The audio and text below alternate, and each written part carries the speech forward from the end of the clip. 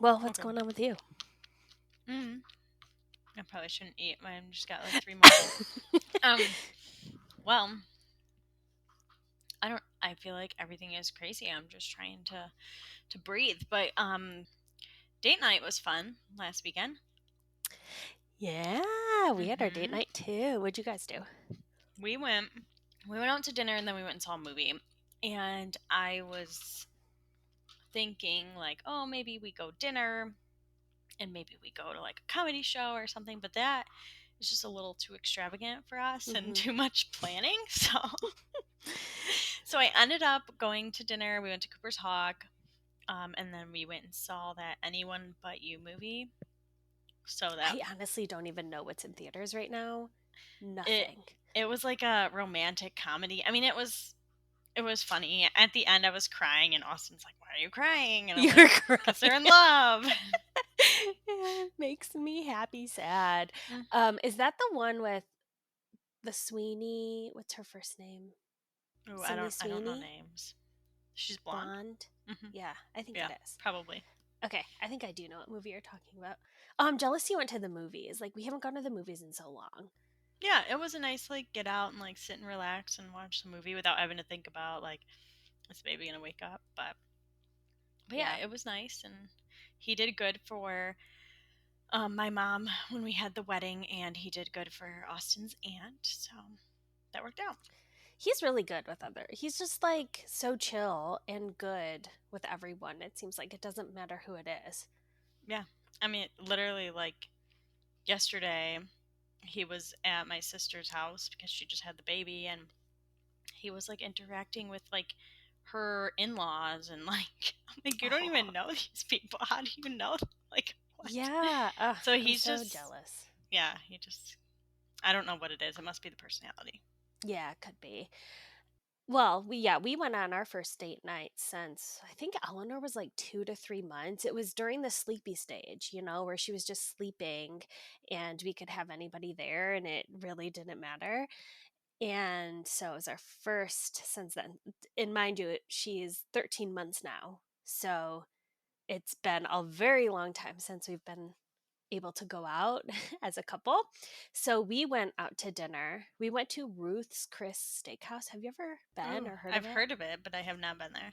So yeah, it's supposed to be this really nice steakhouse and we're like we don't get to go out to eat just us. We want it to be kind of fancy, so we went and it was good. It was good food. I don't think it was worth the amount we spent. Oh I want to gosh. tell you how much we spent. How much did you It was spend? $300. Oh my word, Yes. Meg.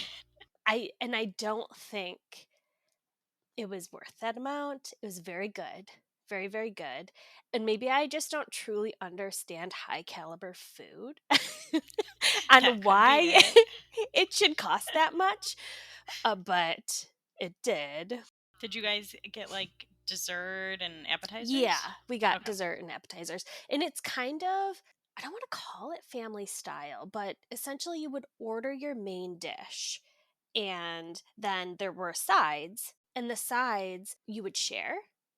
But you had Mm. to like pay for all of that separately. So it's like we paid for appetizers, we paid for our individual meals, then we paid for the sides, and then we paid for dessert. So it was all kind of like, I don't A la know. carte, kind of. Yeah, yeah, in a Yeah. way. So, Yeah, we were going to go to J. Baldwin's. I don't know if you've been there. mm-mm, no. Okay, my friend like raves about it, and I wanted to go try it out, and I just decided that Cooper's Hawk was gonna make my heart happy that day, so I canceled the other reservation and went to Cooper's Hawk. And as I'm canceling the reservation, it says like, oh, you need to give 48 hours notice. You're gonna get charged $10 per person, and I was like, ooh. So I called and I'm like, am I still going to get charged? I'm like 3 hours out of the 48-hour window. And he's like, no, no, you should be fine. You should be fine. So I'm like looking at it. I'm like, did I make a reservation at the right place? I go down and I see like Chicago, Illinois. And I'm like, did I make this in Chicago? And I'm like, oh, no, it was at the right place. But it was like the app that they use for reservations was Oh, like based out of Chicago. So long story short, that's like on the to try list, but not Valentine's Day weekend. yeah, that's very common. I feel like now is to have the cancel fee. Yeah. We made a reservation and they called us the night before and they were like, "Are you coming?" Which I thought was we are like, "That's never happened before." Like, "Yeah, we'll be there." Yeah. But We we are did end up arriving. exactly. We were like, yeah, we're good to go. See you soon." But we did go to a comedy show. We Oh, you did? I didn't know yeah, that. Okay. yeah, we did. We went to one in downtown and it wasn't anybody we like knew. We were just like, "Oh, this is happening. Let's go." And there was like a main comedian. So it was stand up. So there was like a main comedian, but they had two openers and they were all very different Mm. and Oh, funny in that's their own good. way. So it was a lot of fun. We enjoyed it. And Eleanor did really good with grandma and grandpa. I think the only issue was she fell asleep, like, I don't even know. She probably fell asleep for her nap at like 5, but she was in her crib much earlier than that. I think we put her in her crib at like 4:30, so she was going to have an hour nap. She was going to be good, but then she didn't fall asleep until like after 5, and then we always wake her up at 5:30 because we got to get her to bed at 8:30. And so when my parents woke her up at 5:30, she was not happy and cried a little bit, but they said after she kind of calmed down, she ate, she played with them all night, was really happy, and then when we got home, she was still like in her crib, just laying there with her little blankie to her nose. And Rob and I were like, "Do you want to go see her?" So we like pull her out of bed for a little bit. Yes, I missed her. I want to go I see her. know. Yeah. Oh. Yeah, that happened to us too. Like Axel, I was gonna put him down. Like usually it takes his last nap like 4 to 5, and I don't know what happened, but I like tried to keep him up later so I could have Austin's aunt like wake him up at like 5:15, 5:30 to keep him up till Mhm. like 8:15, 8:30. And that like ended up working out, but I don't think he ended up going to bed till 9 just because he didn't fall asleep right away. Yeah. So it was a little bit longer nap than normal. Yeah, usually when we let her sleep to 5 till 5:30 and we put her back in her crib at 8:30 for bedtime, she'll just kind of lay in her crib for a good half hour, sometimes longer before she falls asleep.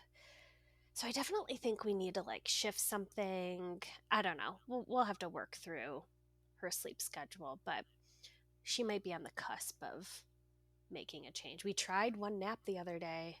Ooh, how did that go?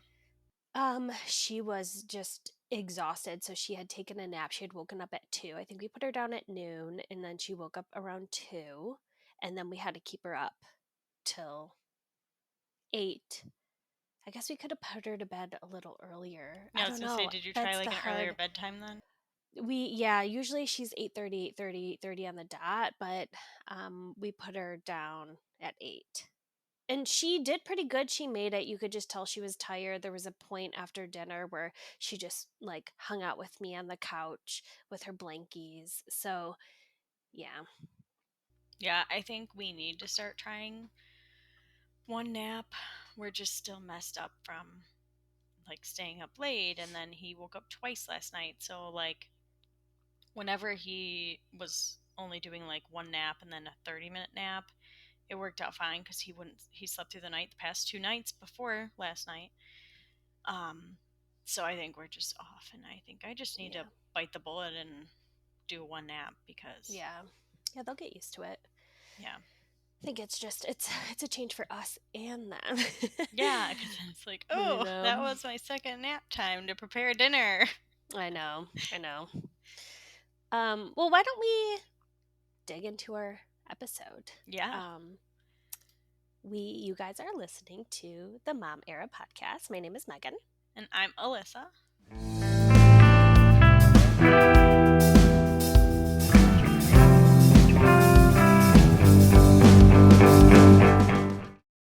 This episode that we're talking about today is our personal birth story. So we're going to try to give as much detail that we can remember.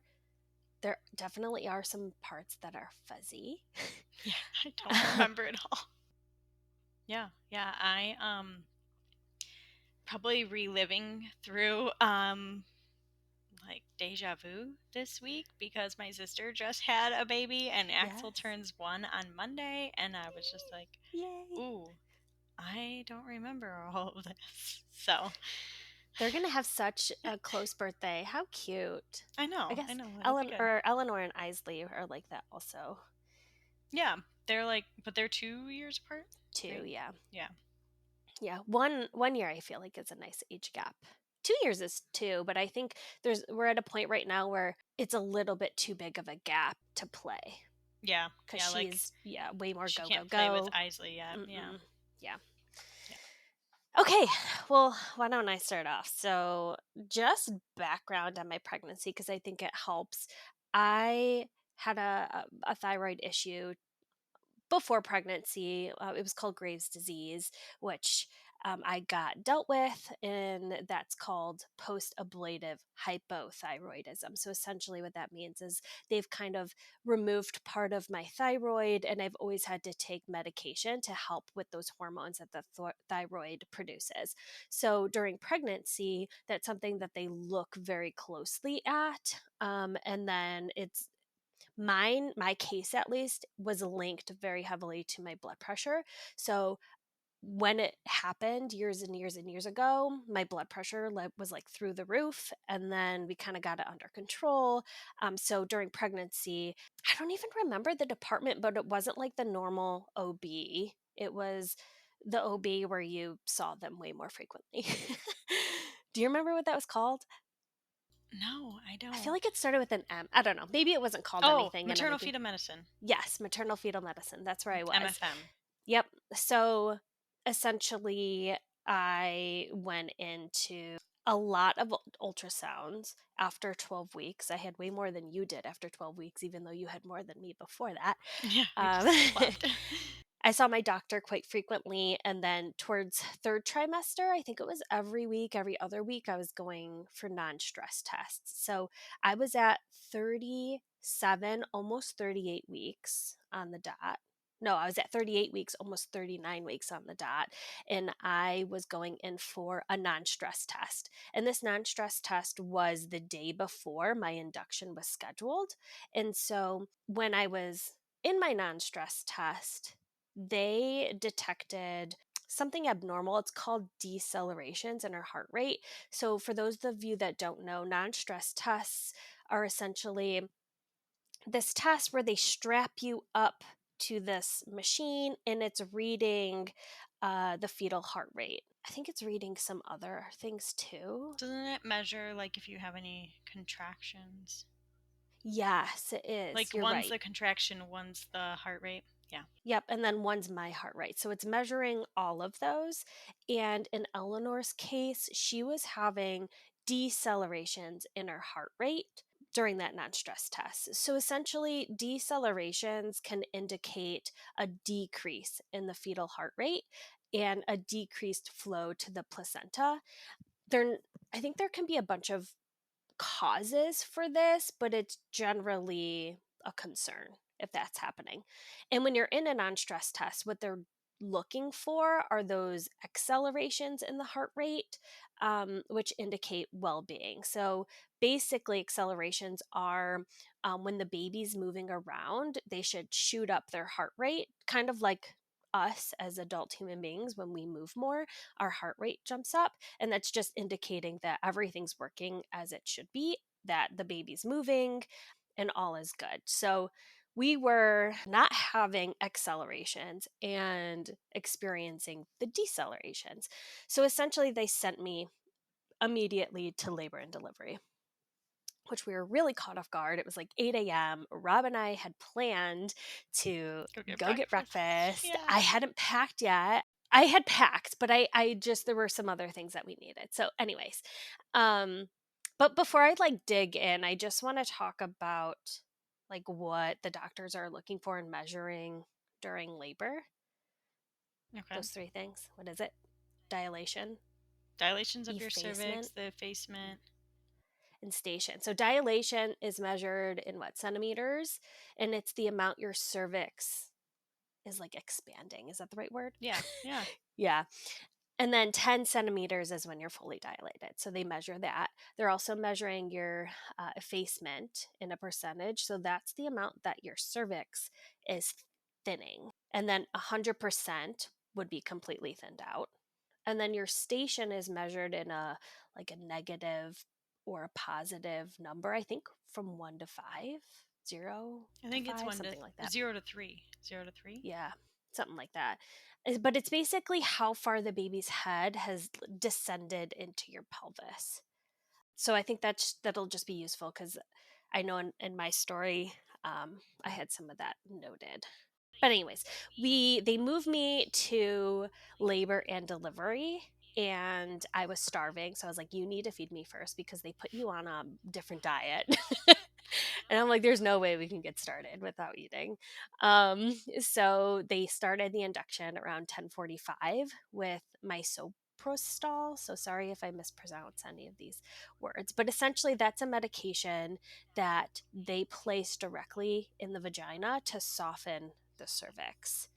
I'm familiar with that. Oh yeah, yeah, you are. Yeah. hmm So they did that, and then they checked around 1:45 p.m. and I still wasn't dilated. So that was like, I don't know, 4 hours later. Essentially, what happened at that point is the misoprostol caused contractions around 4:45, and the nurse was worried about how often I was contracting.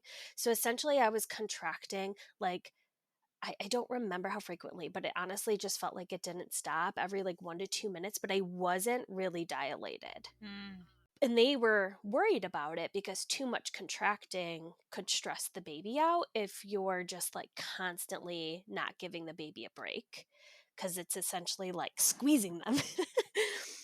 um, but luckily, throughout all of that, her heart rate was still good at that time. I was just miserable. Now, I wasn't dilated a ton, so I wasn't having a ton of pain, but it was painful and it just wasn't stopping. So that's what was like not giving me a break at that point. So they decided not to give me another misoprostol. I think the plan was to give me a second one to help again start softening. But they did check my cervix. At that point, I was like 1 centimeter dilated. My effacement was like 25%. And then I was at a -3 station. So she was high up. And that's when they decided to give me the Foley balloon. So, for those who don't know what that is, it's essentially this balloon that they fill with water, I believe, and they put it in and it just sits there and it's like pushing on your cervix to try to help soften and open it more. And then eventually the balloon is supposed to just pop out. Did your balloon pop out? It did not pop out. Okay. um it did not. So they essentially put that in and I was in so much pain. I With the with the balloon balloon in? in. Yeah. Gosh, I don't know. Okay, 4:45 it looks like they put the balloon in. So around 6:30, um I asked for nitric acid or something like that. It was just, did you use that in your pregnancy? It was something Mm-mm. they offered to No, me. I I didn't. think it's newer. I'm not really sure, but basically you could breathe it in. It honestly just gives you relief for a few seconds. So it's really not taking away pain indefinitely. So a lot of times I would use that just when I needed like a little break or when they were doing cervical checks because those sucked. They were so painful. Did you think that? They were awful. They were okay until I had the balloon in, and once my balloon came out, I was like almost climbing up the bed, holding on to it, like ow, ow, ow, as they were checking. And they explained to me that it was because the balloon pushed against the cervix, so it's kind of like Mm-hmm. inverted. So when they're trying to see if it's dilated, then it's like harder for them to get up in there because the balloon had been pushing pressure against it. Yes. Ah, So that's probably why it hurt really yeah. bad Yeah, afterwards. it just really hurt. I just did not like it. But it was at that time, like the balloon was in for, I don't even know at that point, around 6:30, so almost 2 hours. And the hospital staff just noticed I was basically just having one big contraction and it wasn't letting up. So they assumed that it was my body just kind of like rejecting the Foley balloon on top of already over contracting from the medication.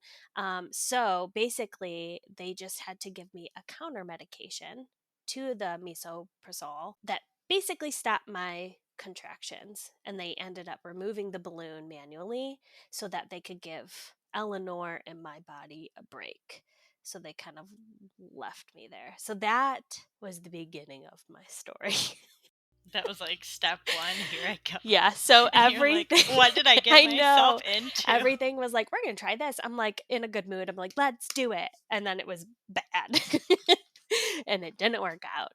But yeah, let's hear yours cuz Yeah. you were induced Yeah, too. mine was a little bit different, but I was induced. I guess before I dig into this, there's a little bit of background to my story, just like Megan had. So, my husband and I had tried to get pregnant for, I think, just under 1 year, and it wasn't working. So, we had decided to pursue kind of infertility testing. I mean, like, I was tracking on the dot every single month. Like, why wasn't it happening? And so we went through infertility centers, and we're kind of, getting further testing to see what was happening. And the outcome of that was that I had low AMH reserve, so low AMH in the testing. So that means low ovarian reserve, which means I have less eggs left. And so usually at my age, they the AMH would be higher. I think my AMH was similar to like someone in their 40s. And then on top of that, we had issues with low sperm count. So our problem was that the egg and the sperm were not matching up. So we couldn't create a baby. After we had gotten that further testing, I was in high spirits that like maybe we would end up with like an IUI first instead of going directly to IVF. And for those listening that don't know, IUI is inter interuterine Insemination. insemination. Yeah, ooh, I blanked on that. So it's usually when they take the sperm, they spin it and clean it so that only the good sperm are remaining, and then they insert it. Usually, it's like timed and medicated based on your cycle and how you ovulate. And then for IVF, I don't remember what the heck IVF stands for. In Why vitro can't I? fertilization. In vitro fertilization. Oh my word. Yes, in vitro We're just so used fertilization. to using the acronyms. So when you actually I have to be know. like, what is this? We don't say it enough to. I know. Oh, and I was not ready for what that all entailed, but I made it through. So basically, what we had to do is we had to do a medicated cycle to have my body produce as many eggs as possible. We pulled the eggs out. At that time, we fertilized the eggs, and then they tested to see how many kept growing and turned into a blastocyst. And at that point, we did not test our eggs, so we did not find out anything about gender testing, if they were normal, anything. We wanted to just try the first cycle and see if it worked. And it did. So we have 6 frozen embryos right now, and we have the one embryo that Axel turned into. So going through IVF in the beginning, I had very close monitoring of my beta draws, my blood work. I had very close monitoring of my ultrasounds. Like I had an ultrasound every week until I was 10 weeks. I also had to take progesterone and oil, which is a shot in your butt, um, because it has to go into the muscle. I mean, it could go into the leg, but the butt is just easier. Can you And talk about what beta is? yeah, so the beta draw is usually blood work. Like basically, once you're confirmed pregnancy, you take a pregnancy test, and shows it positive. The doctor will draw your, well, I guess in terms of, I don't know, not all doctors do it Yeah. this way, but some doctors do with IVF. They scheduled me for 3 beta blood draws. And so what I would do is I would go in, they draw my blood, and they test the HCG in your blood Mm, work to see however much it's testing at, which usually it has to be over a certain amount before it even shows on a pregnancy right. test And when you then take it at home, they keep testing because they're looking for that number to increase, right? to double every 2 days. So Okay. then you go in. every 2 days, and you want to see that it consistently increases. Mine did double, it almost tripled one time, but basically it doubles every 2 days. And so that's how you want to see that the pregnancy is continuing. It's a healthy pregnancy. So we did the beta blood testing, we did the progesterone and oil until 10 weeks, and I had very early ultrasounds, like to the point where it just looked like a little egg in a circle ultrasound. But the progesterone and oil, basically, you continue putting it in your body to support the baby and the growth of the pregnancy until the placenta takes over. And the placenta isn't usually fully formed until 10 weeks. So that's why you're on the progesterone and oil.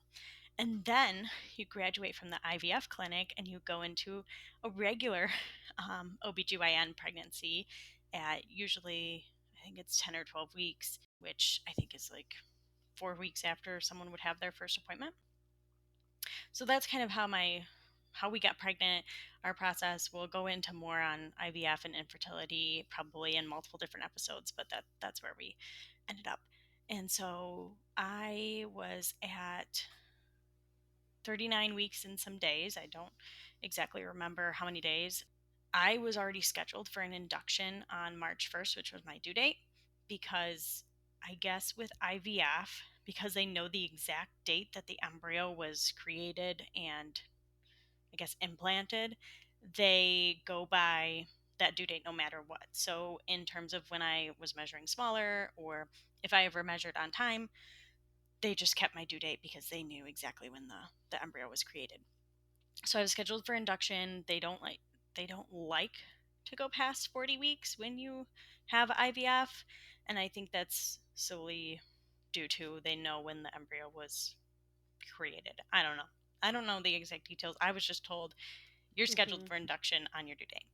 So I had gone to my regular 39-week appointment. They did a stress test on me. Everything looked good. Um, Same as Megan. So it was the heart rate, any contractions. And they said that I was measuring small. So I think I was measuring like 36 weeks for being 39 weeks. And that's when they just like put the measuring tape over your belly. And I was like, how do they just know with They this never did measuring that to tape? me.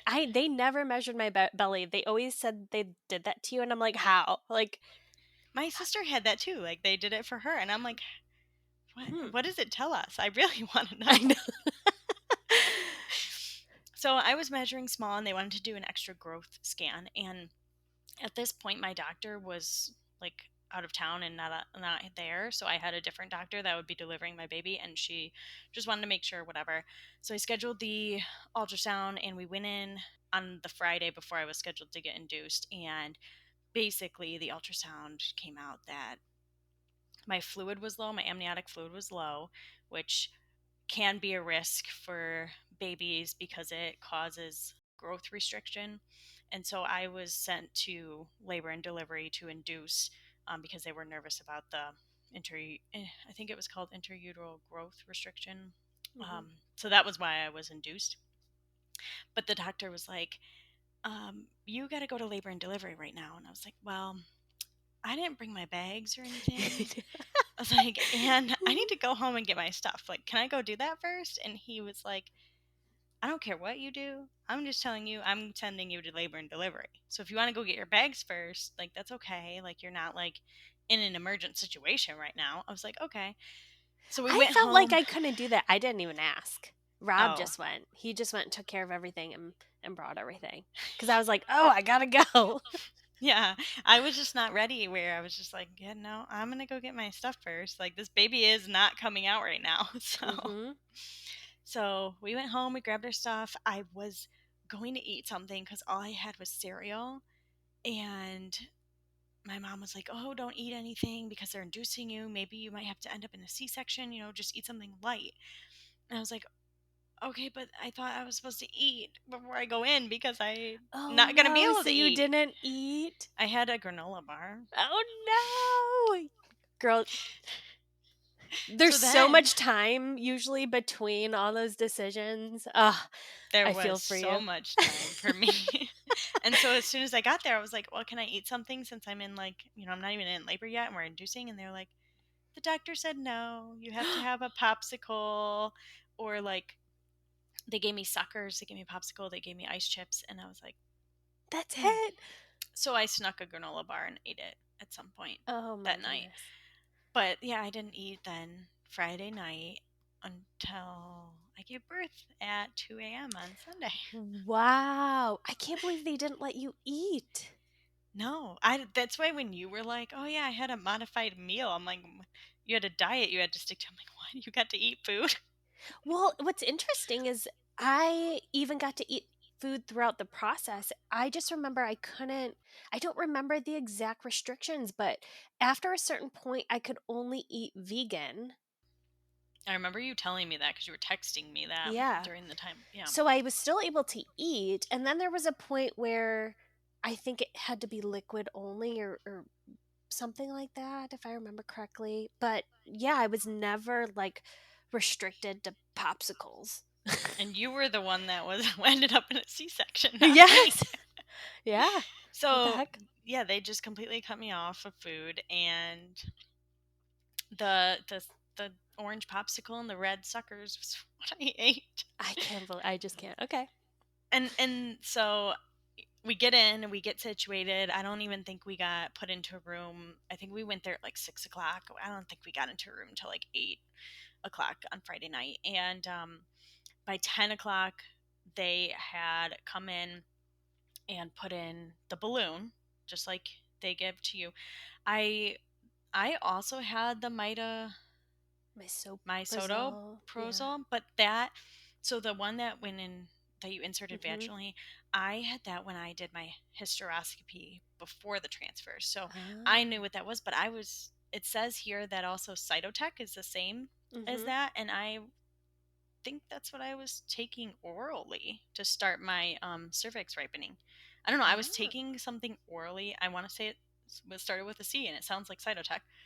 Um, when I first got there, they gave that to me, and they were like, "This is going to help ripen your cervix," and it was just a Hmm. pill I took every hour or every couple hours. Huh.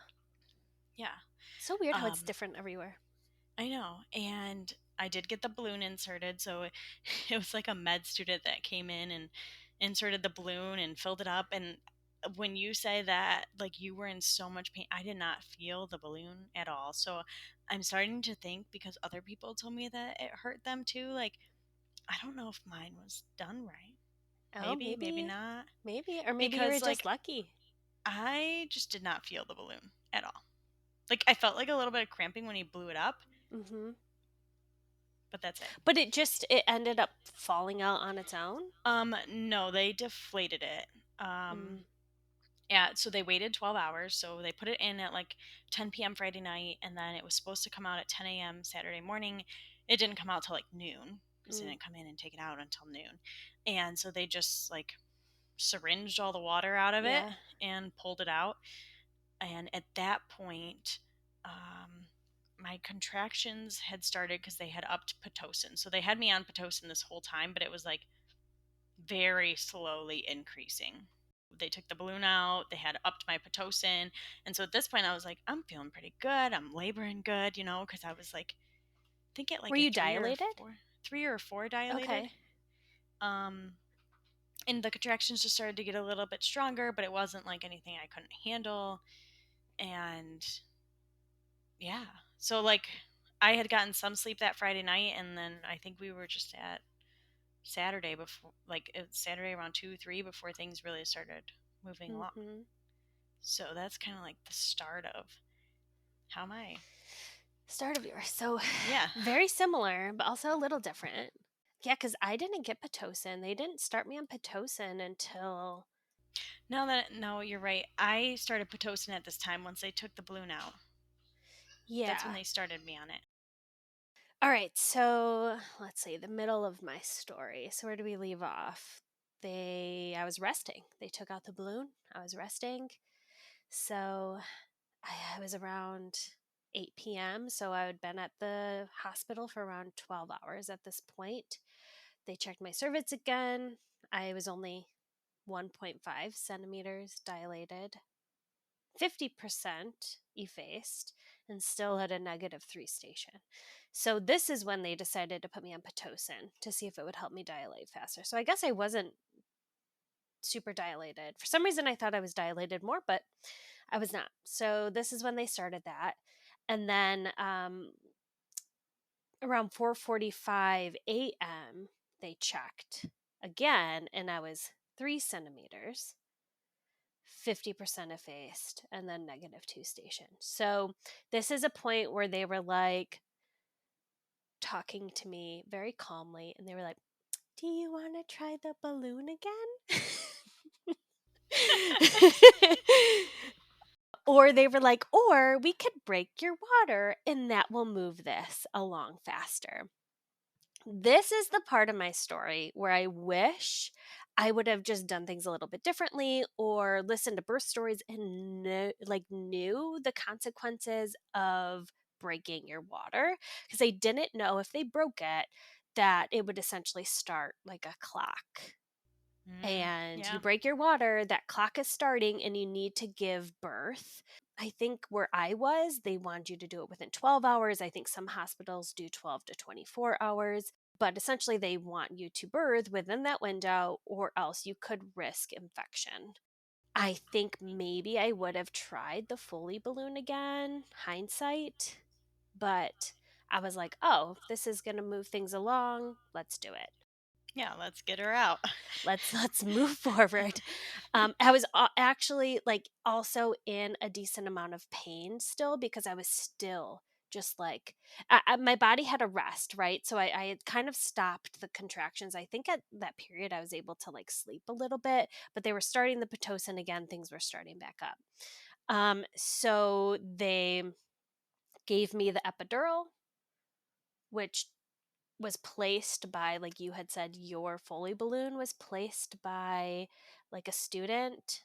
My epidural was Oh placed by a gosh. student, and Oh they had to do no. it multiple times. It was not comfy. Megan, Yes. you did not tell me that. I kind of forgot until now. And it's so funny because I remember Rob was sleeping at this time, because again it was like 5 a.m. they were doing this, and he was sleeping, and they were like, "Do you want to wake him up?" Because usually, I don't know if they had you do this, but you like put your feet on that person and have to like lean over on them. Did you do that to Austin? Was he the one to help you? No, no, Because Austin.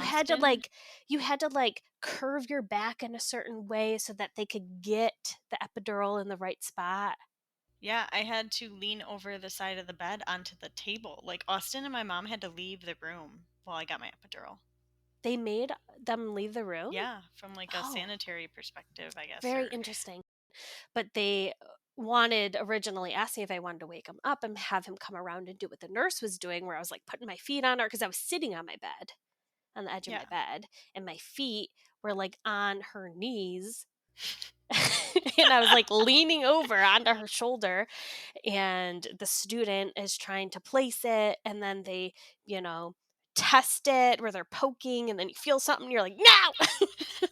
Do you remember that? Do you get poked, or were you like So felt I it? was leaning over the table and they're like, okay, you have to say, be super still and you can't like put your back, you can't like flex your Hmm. back because that's your immediate reaction. And he poked in and I like kind of like tried really hard not to flex my back, but I was in the middle of a contraction and he's like, see, you can't do that. And I'm like, well, I'm in the middle of a contraction right now. So you Oh. might have to wait a minute. You're like, I'm doing my best. This is my first time. But I just remember the position I had to be in. I wasn't good at it. It And was really so I awkward. kept getting out of position. They were really nice about it. But yeah, they had to try to place it a few times, and it was not fun. Ooh. Oh. So they did that. They placed the epidural, they placed the catheter. And then they proceeded to break my water, which was so weird. I just remember they either broke it, however they break it, I have no idea. And then you hear the water coming out because they're like catching it in a You heard bucket. the water? Did you What? not? I No. had so I had so much come out of me, and it literally felt like it was coming it was coming for minutes. Like it, and then the woman's like, "Wow, there's a lot in here," and they're like, I think they had to get a second bucket. It was interesting. I did not know that yours was dumped into a bucket either. What did they do with yours? Mine broke on its own when he went to go in to feel if it, like, where he would break it, and it broke. Oh, And so it just kind of was all over my bed. Like, I was just sitting in a puddle of water. Like, it just came out like I was sitting in a bathtub. fun. Fun. Yeah, not well. not two buckets were. But again, I was sent there because I had low fluids. So Yeah, yeah, duh, true. Okay, yeah, so they broke my water. Very weird. Lots of buckets. Um, so before that epidural, like I said, I was barely able to like relax and sleep. And so after I got the epidural, I was able to fall asleep for a little bit. Um, and they checked me again like 3 hours later. I think we're at like 10:15 a.m. at this point, and I was 4 centimeters dilated, 50% effaced. I don't know what my station was at that point. That's when we started the Pitocin again, I think around 1 o'clock. And basically from like 1 p.m. So this was the next day at this point. So I had already been there so 24 this hours, over was 24 hours. Saturday. Yeah. Yep, this was Saturday because I went in on Friday. So at 1 p.m. on Saturday, they started the Pitocin again. And between that time, I'm just like trying to get some sleep on and off, but the doctors are in and out. This is also the point I just stopped taking notes because I was so sleep deprived. I don't know, I was just like I started to get very out of it at this point. And a question for you, like, at this point when you were in your you had your epidural, you were kind of like Hmm. getting to the point Pitocin was picking up. Could you feel your legs at all? Do you Trying to even remember? I remember. guess like I remember that basically no. It's hard to remember because I remember more clearly the stronger medication they gave me before the C-section, which was like mm, basically from my chest down, and that was just you now could feel thinking that about one it, I more. remember when they did the epidural, they would take like it looked like a toothpick and they would poke me and then they would like run the toothpick down I did not have that. and I don't I know. would have to tell them to stop when I could no longer feel. Oh, Hmm. I did not do that. That must have been probably for your C-section.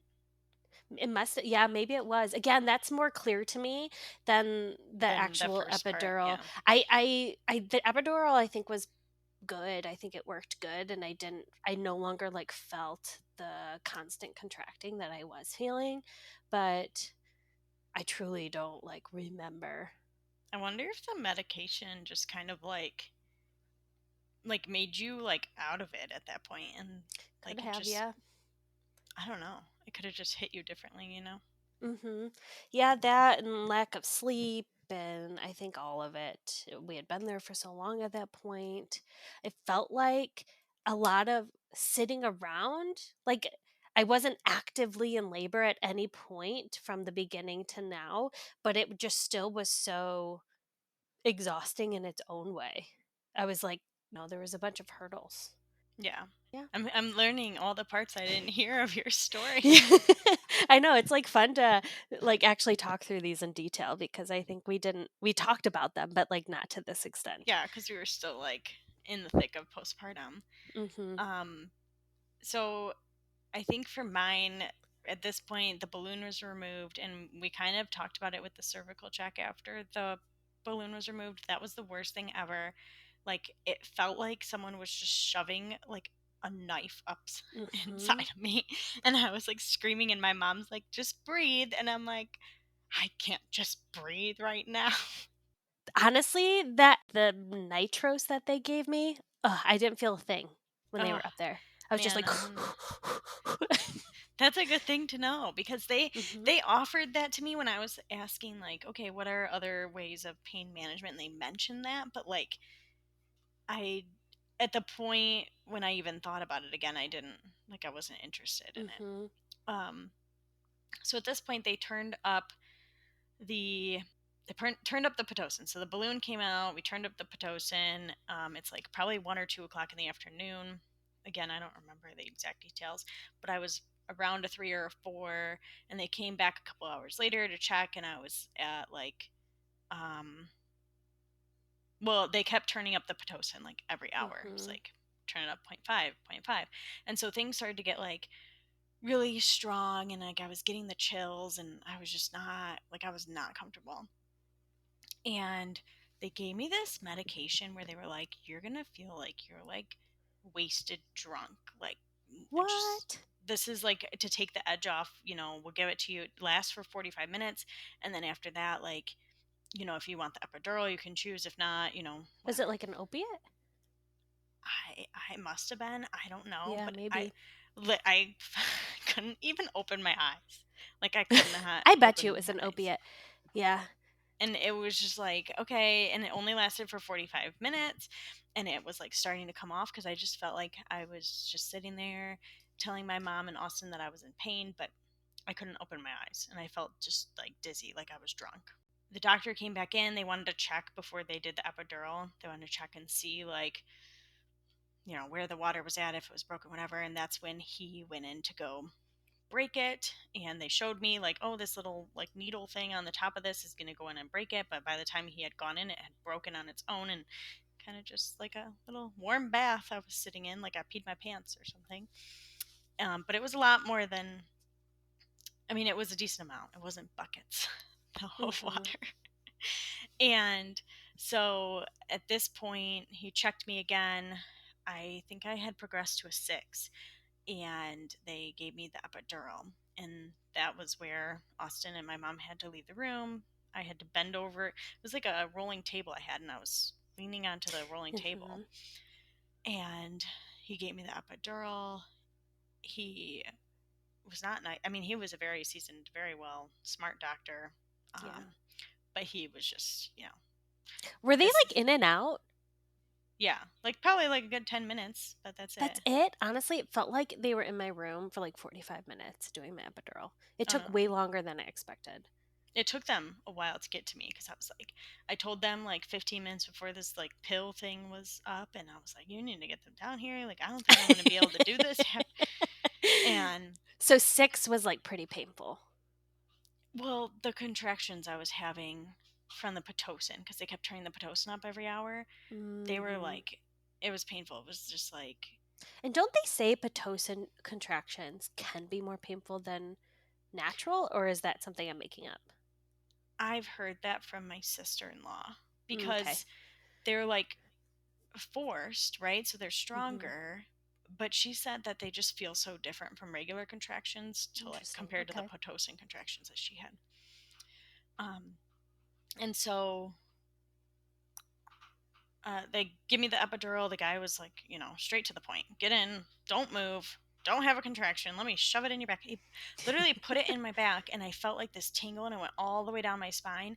And like when I jolted like that, like it just hurt. Like I feel like postpartum, I still felt that for a good like 2-3 months, Really? like just the Ooh. dot on my back of where it was at.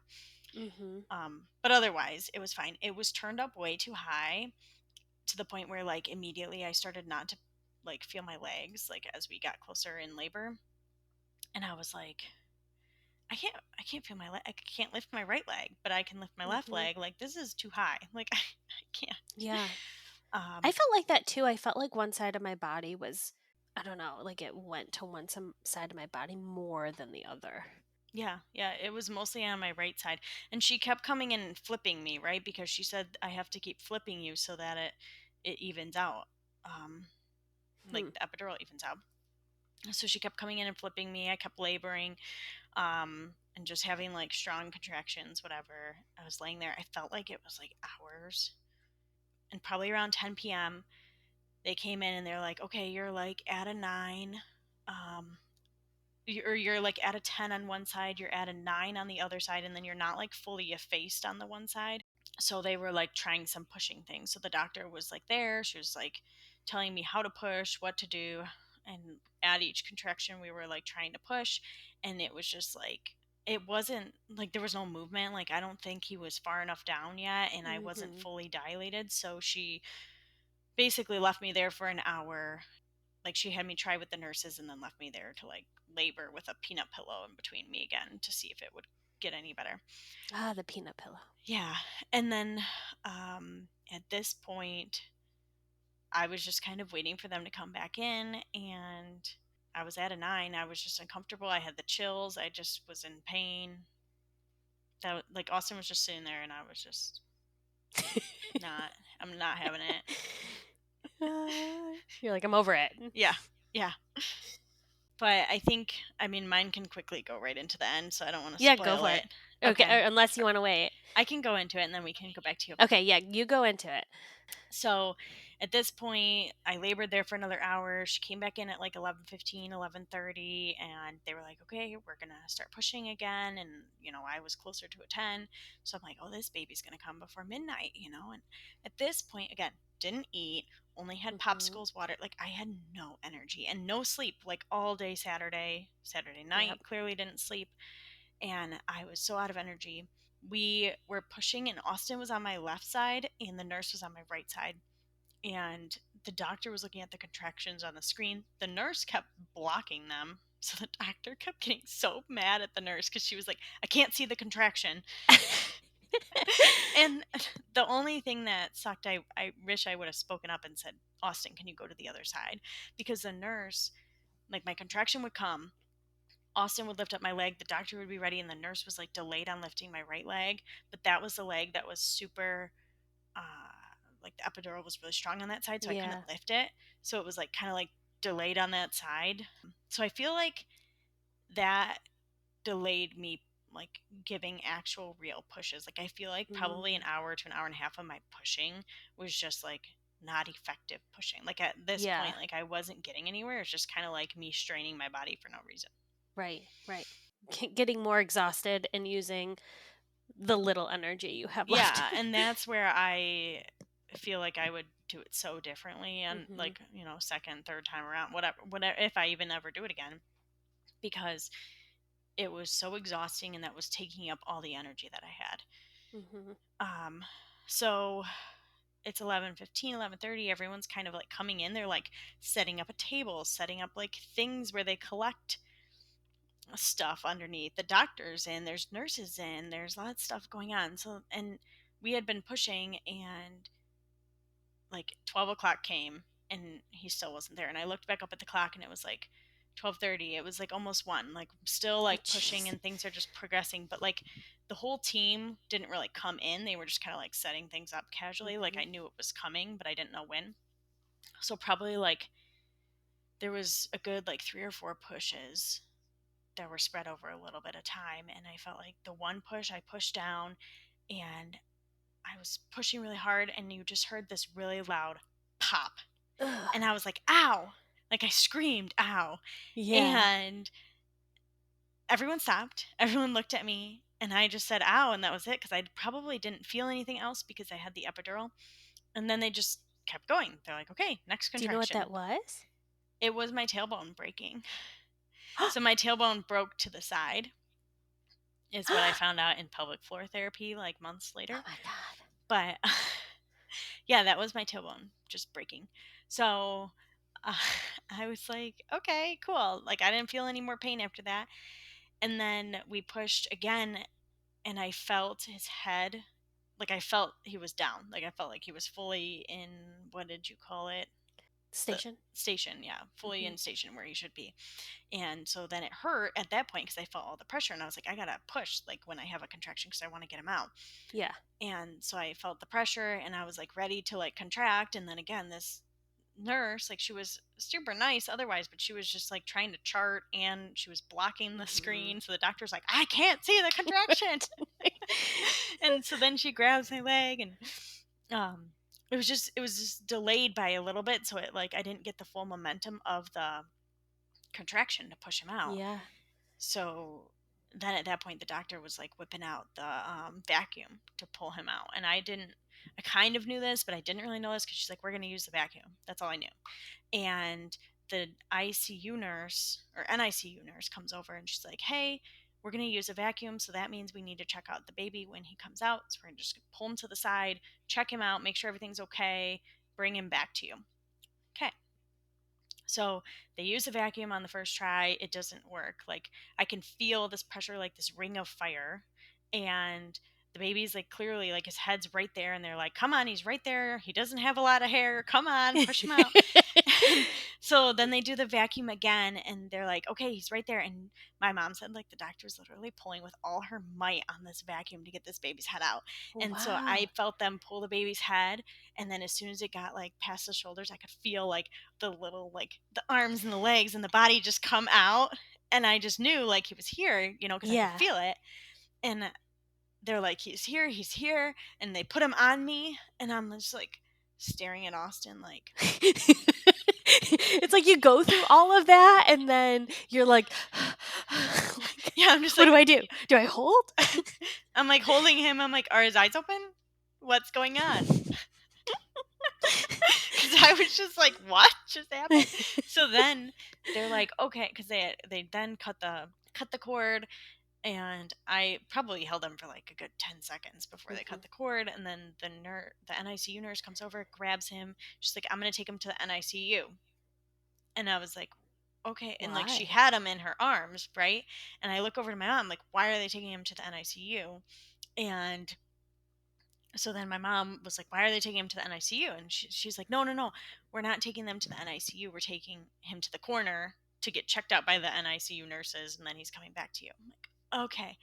So they checked him out because when they vacuum out the baby, it literally sucks their head into this like cone shape, and Mhm. there's this huge red mark around his head. Like, so they Oh. have to make sure everything is functioning right afterwards. Yeah, I held him for a good second. I was staring at Austin like, what the frick just happened? Mhm. They took him over there, checked him out. I was getting things done to me to clean up. And then by that time, he came back to me and I was holding him, and Austin was holding him. And they were like, okay, do you want to keep holding him or do you want to like we can measure him, we can, clean him up, whatever. And I was like, why don't you guys do that? Because like I want to go to the bathroom. Like I want to just like Mhm. I feel disgusting. Like I just want to change and Yeah. then I want to do like the skin to skin or whatever. And I was just so tired.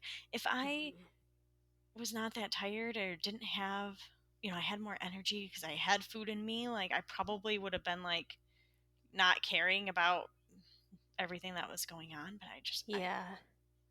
It's a I couldn't. lot. Yeah. It's a Yeah. lot. When you're tired, it's a lot of stimulation. There's a lot of people in your room. They have to do things to the baby. They have to do things to you. Like it's very overwhelming. You expect kind of that you give birth and then it's kind of like calming peace, you and the baby afterwards, but it's not necessarily the case because there's still a lot going on in the background to make sure everybody is healthy and good. Yeah. Yeah, and immediately, so he was born at 2:15 a.m. and immediately they wanted us to do skin to skin because his like temperature wasn't high enough. So that was like Mhm. immediately we were like doing skin to skin trying to stay awake, and my mom went to get us food because I just couldn't function without food. Yeah, that was my story. That was baby Axel popping out. Welcome to the world, baby. All right. Wow. Okay. So mine, let's see. I think I was just on Pitocin at this time trying to move labor forward. I was at a 4 centimeters last they had looked. And I had been on it for a long time. There really wasn't much movement in terms of dilation, in terms of even effacement or station. And we were trying different positions. We were trying so much to like try to get Eleanor to move down into position. And not much was working. And I was still, I don't know if this is common for everybody, but I was strapped up to the same things that they strap you up during the non stress test. So they're measuring all of that, my heart rate, baby's heart rate, contractions. They're measuring all of that throughout the whole process. And it was at this point where Eleanor was not experiencing like the accelerations. And again, was still having a few decelerations in her heart, and it was of concern. So they, at that point, kept saying C section, C section. And Rob and I, at that point, were trying to push back. And we found that if I was in a certain position, her heart rate was fine. So it was like laying on my right side, like everything seemed to be fine. And I was able to stay on that side without issue for a while. And then it was around 10 p.m. when, again, these are estimates because I can't remember the timing anymore, but I was so tired. But they had said it had been over 12 hours since they had broken my water, and that they basically said they needed to take me to C-section. And it was like so disheartening. I was still only at like 4 centimeters. There wasn't much movement going on. And it just was very disheartening because it felt like they just kind of were trying to push me out, right? Because even before the 12-hour mark, they were saying C section about the heart rate, or someone came in and said, oh, this could be a possibility. Sign this waiver just in case it is. And it kind of felt like they were setting the stage. Now, of course, this is my own perception, like after the case and just thinking back about how it all went down, but it just felt like they were just pushing and pushing and pushing more that way because I was having a failed induction basically. And so it was disheartening. They said that, and I just kind of shut down. Rob is so funny. When the doctor had said that, he was basically like pushing back on my behalf. Again, I could not like defend myself. I couldn't do or say anything. I had no energy at that At that point, point. you were just done. I Yeah, was you're just like, done. Yeah. So that's when they immediately moved forward with the C-section. It was just, here we go. So they essentially plugged in the heavier medication into my epidural so they could like just switch it out, however that worked. And then they filled me up with whatever that was, and I couldn't feel a single thing. Like I said, they did that like toothpick thing. It was a very, very strange feeling to not feel anything from the waist down. And it was also like it felt like somebody was like sitting on my chest. Now I didn't have a hard time like breathing, but it felt very tight and just a very strange feeling. But the medication they use, which I'm not sure exactly what it is, but the medication they use just caused me to like physically shake. So I was mm-hmm. just physically shaking and it was very uncomfortable. And it also caused my nose to itch. So I was constantly like just Itching itching your my nose. nose. Yeah. And by the end of the night, I had scabs. Like after everything had worn off, my nose wasn't itchy anymore. I'm guessing it was a opiate because generally those can make you itchy, but I had huge scabs around my nose from just like Itching it. constantly Oh. going at it. Yeah. I had the chills too. I forgot to mention that, but I was just shaking like so cold after the birth. Like you can Hmm. in the pictures you can see it like on my arms, and it was just uncontrollable shakes. Like I Yeah. was just like, It's "Can I crazy. stop shaking?" Yeah, they were like, "Are you cold?" I'm like, "Is this not common?" But I remember they, do all the medication where they giving me the stronger medication to numb everything. They do that in the same room that I was in that whole time, and then they wheeled me out. Rob was there. He had his whole get up on. So he got to be in the room with me. Um, and then they're setting up the whole sheet so you can't see anything and you're laying on your back. Your arms are like spread out to the side. There's so many people in the room. I mean, this part was honestly a blur to me trying to think back to it. But there's so many people in the room. They're like poking me. There's a million people like in my face, like, are you okay? And again, I'm just like shaking on the table. And like they brought me blankets and towels. So they're like laying this on me because I'm just like uncontrollably shaking, and they do the procedure. They pull her out, and I could kind of like see her over the sheet, and she started crying. I don't remember, to be honest. I think they brought her over to me to like say hi, but it was just like a brief, here's your mama. And Yeah. I gave her a little kiss, and then they brought her back, and Rob was with her in the back as they were doing the measuring or cleaning off or whatever it is they do back there. Again, I didn't get to see. And then Rob came over with the baby. We sat there together for a while. I didn't get to hold her because I was still like laying on the bed, arms splayed. And so Rob's like holding her, we take pictures, we're like looking at her, and I'm just like, oh my gosh. Like there's a baby here. It was crazy. It was a crazy experience. So then they sew me up, they roll me out, they put me in a different area. And no, before they roll me out, they put Eleanor on me. So I'm carrying Eleanor in the Mm. bed, and Okay. they roll me to the next place. And at this point, I'm so, so, so tired. Like maybe if I'm feeling up to it, I can share the picture of me holding Eleanor in the hospital right after the C-section. Rob sent it to my mom, and my mom said she was scared. She was like, "Are you okay?" I was just so exhausted, so tired. She was born at 10:54 p.m. on Saturday. We were in like a curtained area, so we weren't in a room yet. It was just like, You didn't go back to your laboring room? You had to go to a postpartum room? yeah, they took me to a Mm. postpartum room, but at this point I hadn't even gone there yet. I was in like a completely different section, and there was a nurse in there, and that's when she immediately was like, "Okay, we're gonna breastfeed." And so we're like pulling out the boob, and we're like trying to figure that out.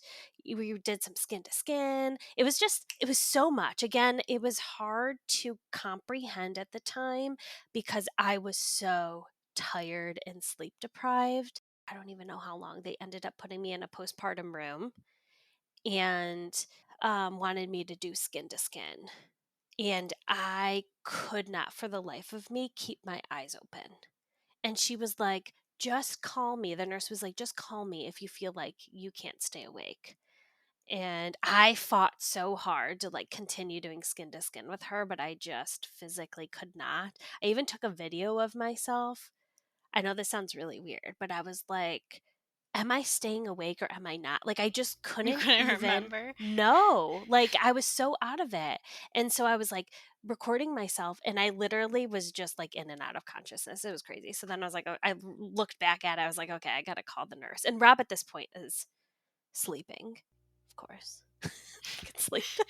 Well, that's what I in the last episode, that's what I mentioned, like, they want us, so, like, we gave birth at 2:15. They told me I couldn't eat for another hour until, like, the Pitocin was out of my system for an Hmm. hour, and I was like, "I need to freaking eat, like, I need to eat." So by the time my mom got back with food, it was 4 a.m., Yeah. and we were doing the skin to skin because they wanted us to do skin to skin because his temperature was low.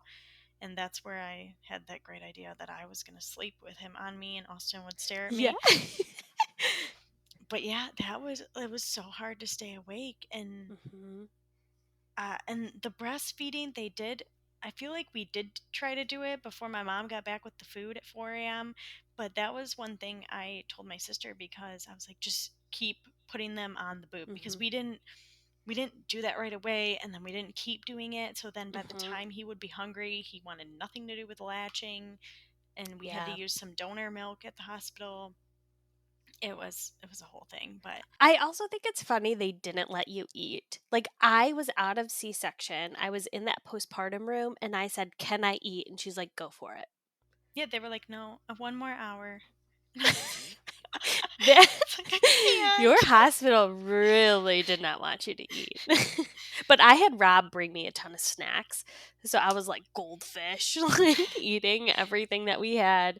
Um yeah, it was just like, it's hard for me to kind of talk about the aftermath, like that first night, because I was so, so, so out of it. But I also was like having a hard time sleeping.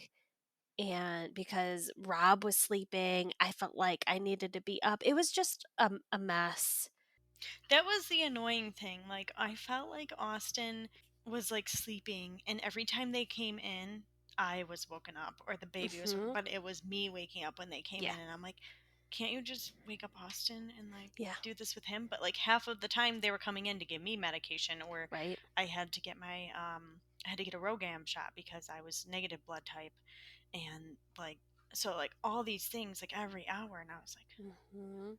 can you tell him to get up? Because I can't Yeah. So crazy. That's one thing I hope I can just do next time is get more rest. do. Hmm. But sometimes it doesn't work out that way because I just think I would have been in a better spot mentally had I had gotten some rest. Well, and we stayed in the hospital, so we had him Sunday morning, and so we stayed in the hospital until Tuesday afternoon. So we had Sunday and Monday, and Sunday night we got some sleep mm, in the middle of trying to figure out how to breastfeed, and he like slept like 3 or 4 hours instead of eating, and so he was hangry when he woke up. And that's the thing, like it's okay to just keep latching them. It was okay to just like I should have just given him the formula. Like Mhm. he just needed to eat. It didn't matter. Yeah. Like that it was Yeah. just breast milk. Staying the 2 extra days, like it allowed me to get some extra sleep too. So that was helpful, like going home and being like, okay, we're gonna do this on our own now. Yeah, they sent us home Sunday. It was like midday Sunday, You weren't even there too. for 24 hours, Yeah, because and you had a C-section. I thought they were going to keep me longer. Yeah, we were home by Sunday, weren't we? I think so. I think I remember you telling me. Mm-hmm. And Rob wanted to stay. And I was so over it at the point because I couldn't sleep in the hospital because they were in and out constantly. So I wasn't getting any rest. And I was like, we need to go home. But Rob like wanted the additional help. And it was like, we ended up going. They said they would discharge us. I mean, they basically said, we're discharging you. Um, Oh, I had yeah. to ask to get discharged. Really? Yeah, like they were like, typically it's like a 2-day stay, from a birth. So, and I was like, okay, can we go home now? And it was like 11 o'clock. They're like, oh, you have to wait for the doctor. And the doctor came in around like 1 or 2 and checked us out. And then they like Hmm. were ready to go. But Axel Yeah. wanted to eat at that time. So we didn't walk out till like 3 o'clock. But I it actually was, think it might have been Monday that we left, early Monday or like midday. Because I remember having another night, and that was the night she went to the nursery. Or was that the first night? Again, I'd have to look back at like pictures and stuff, but you were home Sunday or Monday. I remember. yeah, it But was I it don't, was way earlier than because I thought I was going to have to stay longer than a vaginal birth because I had a C-section, and it seemed like that was not the case. hmm. But they Yeah. had at-home care, so they had somebody come to the home. Yeah, that's different. I didn't have that. But I Hmm. did have I got to stay in my birthing suite like the entire time. So like Nice. I was in there, I gave birth. We stayed. I mean, it was huge, right? It had a whole bed for Austin compared to the chair in the postpartum suite, and that was something my sister. She was in her birthing suite, and then she had to transition to the postpartum suite. So Yeah. that I think was just life changing because you got to clean up, you got to get all situated, you didn't Hmm. have to like move. Yeah. I don't know. It was nice. Well, crazy. Those are our birth stories. Okay, well, let's wrap this up. What mom era are you in this week? I'm in the being an auntie mom era. Oh, yay. Yeah, I am just like I have two nephews, and then obviously Axel is a boy. So having the first girl on my side of the family and having it be my sister's girl, like it's just like Hmm. it's my girl. So I'm just in love. And I took Axel over there yesterday to see her, and he was like, again, didn't even realize we were there, but afterwards he was pointing and touching her, and then Oh, he like tried to put his hand on her. It was so cute. We got some cute how pictures. cute. But Oh, well, you inspired me for my mom era because I am in my baby fever mom oh, era. I just want to hold a baby.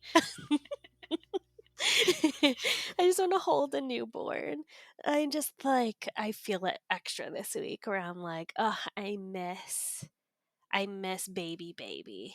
Oh, I But know. I love the stage Eleanor's in, but I think your sister having her baby and us talking about it, it's just giving me baby fever. Well, and I went over to my sister's and she was like, Axel is on the move. And I was like, yeah. And she's like, I don't know how you're doing that. And I'm like, it's a lot. This stage is a lot. And so, like, holding Yeah. the little itty bitty baby, I'm like, Axel was this small?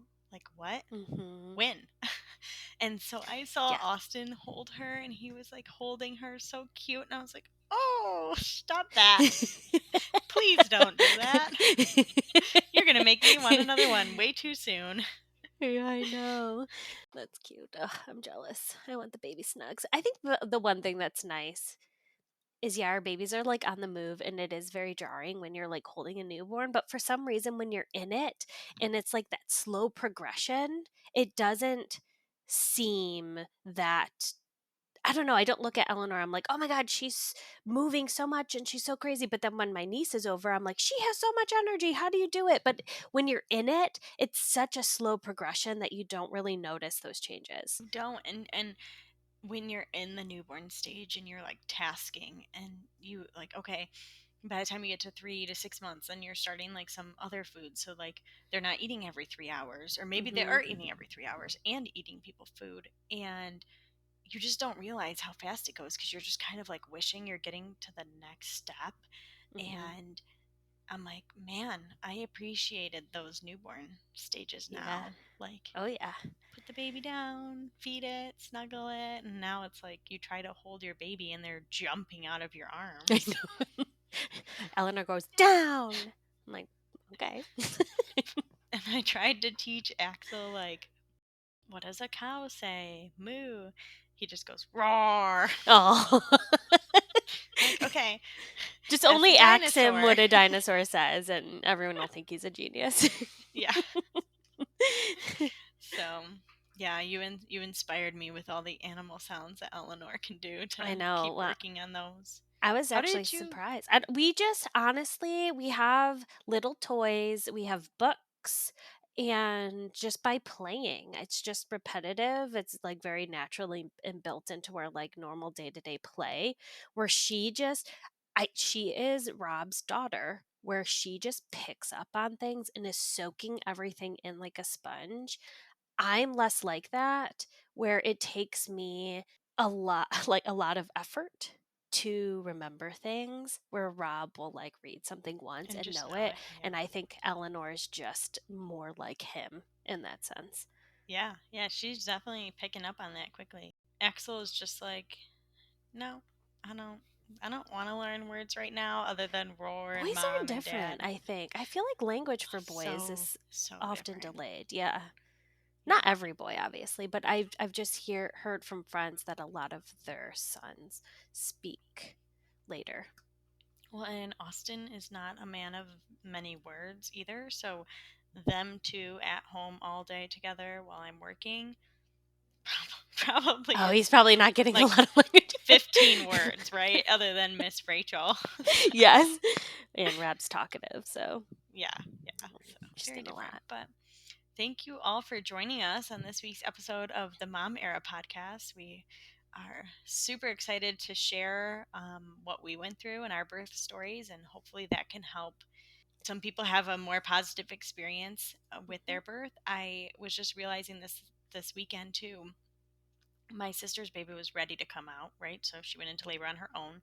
You and I were both induced, Yep. and I think it makes a very big difference on the whole entire birthing experience when Yeah. the baby is ready to come out versus when the baby is like, no, I'm not ready to come out. Yeah. And I think that also can impact just, I feel like personally it impacted like maturity of Axel and how he wanted to breastfeed, when he wanted to eat, like just the whole entire experience. So Yeah, maybe we talk doesn't always have to be your sister, but maybe we could talk to somebody and have them share their birth experience yeah, on our podcast to give another perspective of what going into labor naturally is like. yeah, and we're hoping that this allows you to research and know a little bit more before you walk into labor, and know that it's not always a bad experience. No, no, Um, but yeah, it's good to be in the know about it. it is. Yes. Okay. Okay. Bye, everybody. Have a good week.